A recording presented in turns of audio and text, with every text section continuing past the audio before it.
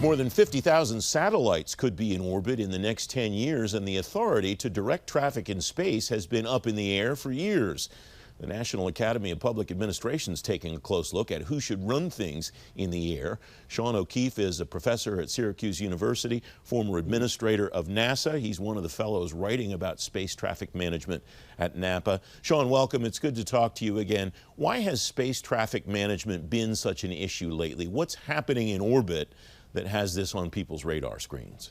Well, thanks, Francis. Nice to be with you as well. And the reason this is such an important issue now is for the reasons you described at the beginning. We're looking at a much larger volume of space traffic that is likely to be in space over the course of the next decade, and certainly right now it's already accelerating. There's 500,000 objects in space right now, most of which are dormant.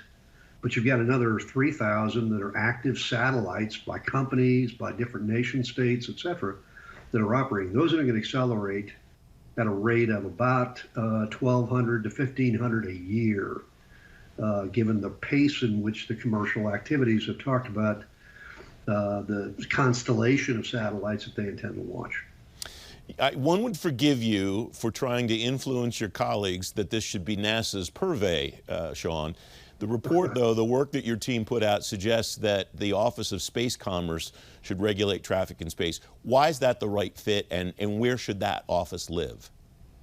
Well, the Office of Space Commerce within the Commerce Department, which right now is part of NOAA, but Secretary Ross has indicated his intention to elevate it to a position within the Office of the Secretary of Commerce, is ideal because the nature of this role is less about controlling and regulating and more about coordinating and integrating. So it's all the activities of NASA, of the Defense Department, of the FAA.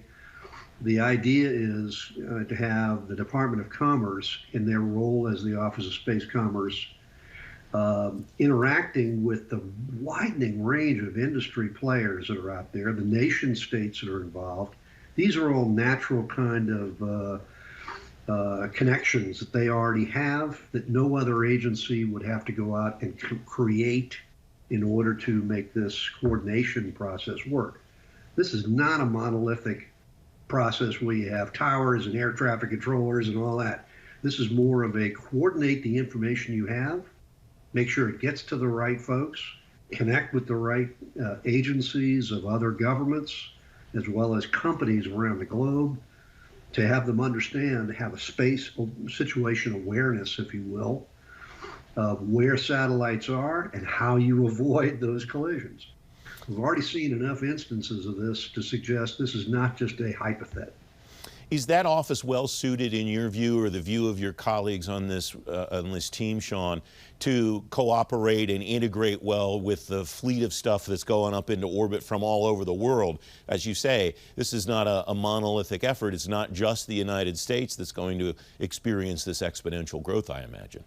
Exactly. No, this is a global phenomenon, and we can either take the option to lead that or end up in a position where we've got to accommodate what everybody else is doing in what is really shaping up to be a Wild West kind of atmosphere up there.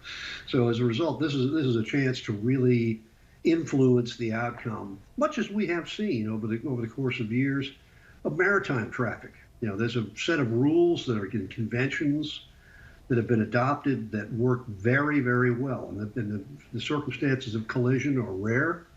And when they do happen, it's usually because the notifications were ignored. But it isn't something where there's an activist kind of role in this, and that's exactly the nature of what Commerce could do, the Office of Space Commerce within the DOC could do to coordinate this information among all the sources of what we have available to us in the federal government, to those global partners, as well as to our own participants, agencies, and companies that are engaged in this activity. Who has to do what to fulfill this vision that you and your team have, Sean? What has to happen in Congress? What has to happen in the executive branch? You mentioned the Commerce Secretary, Wilbur Ross, is already emphasizing within his organization the importance of elevating this office to an agency-wide level rather than keeping it within the component of NOAA? Sure. It is, as of right now, the administration has already acted. The Space Policy Directive number 3 that was already issued a year and a half ago is out there. It lays out the general parameters of what the intent is to coordinate a whole of government solution to this. The request was made of the Congress to appropriate a minimalist amount to get this started. I think it was about $10 million. I mean, this is not chump change, but at the same time, not a colossal investment in lots of computer systems and so forth. No, this is primarily just to get the operation set up. And Congress deferred on that until this particular study was conducted. So we're urging Congress to let's get on with the opportunity. Let's go ahead and put the minimalist amount necessary to get this started, get the coordination going.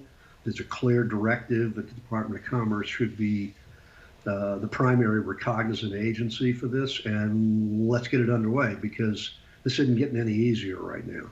If anything, the risk is getting higher and higher each day.